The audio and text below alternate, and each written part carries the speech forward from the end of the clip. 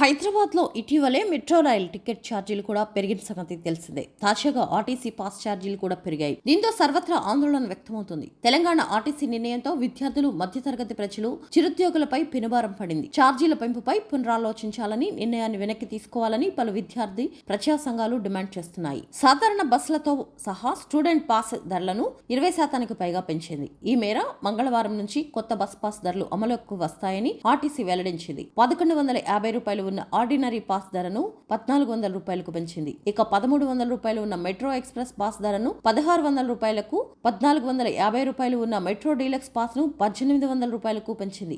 ఇక greater Hyderabad green metro AC pass ధరలను సైతం ఆర్టీసీ పెంచింది. అయితే స్టూడెంట్ బస్ పాస్ తో ordinary bus, metro express bus రెండింటిలోనూ ప్రయాణించేందుకు విద్యార్థులకు అనుమతినిచ్చింది. హైదరాబాద్ లో ఇటీవలే మెట్రో రైల్ టికెట్ ఛార్జీలు కూడా పెరిగిన సంగతి తెలిసిందే. తాజాగా ఆర్టీసీ పాస్ ఛార్జీలు కూడా పెరగడంతో సర్వత్రా ఆందోళన వ్యక్తమవుతుంది. తెలంగాణ ఆర్టీసీ నిర్ణయంతో విద్యార్థులు, మధ్యతరగతి ప్రజలు, చిరుద్యోగులపై పెనుభారం పడింది. ఇప్పటికే హైదరాబాద్ మెట్రో రైల్ టికెట్ ధరలు పెంచడంతో పెద్ద ఎత్తున విమర్శలు రావడంతో పెంచిన ధరలపై 10% డిస్కౌంట్ ప్రకటించింది. అయితే దీన్ని అన్ని స్లాబ్లలో ఈ రాయితీలు అమలు చేయకుండా తెలివిగా మెట్రో సంస్థ జనాల్ని మోసం చేసింది. టికెట్ కొనుగోలు సమయంలో చిల్లర సమస్యను సాకుగా చూపిస్తూ డిస్కౌంట్లలో గందరగోళం సృష్టించింది. ఇలా ఉన్నపళంగా బస్ పాస్ రేట్లు, మెట్రో టికెట్ రేట్లు పెరగడంతో విద్యార్థులు, ఉద్యోగులు అసంతృప్తి వ్యక్తం చేస్తున్నారు.